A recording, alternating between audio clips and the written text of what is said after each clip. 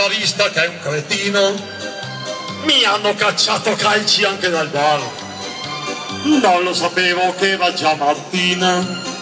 Si è fatto tardi, ma bisogna andare. Grazie, vorrei rivederla ancora.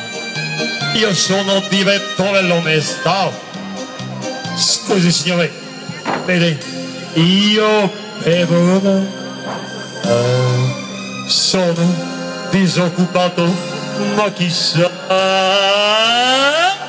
Oh, vero, champagne, stasera beviamo per colpa del mio amor, papà, per colpa del tuo amor, papà, ai nostri dolori.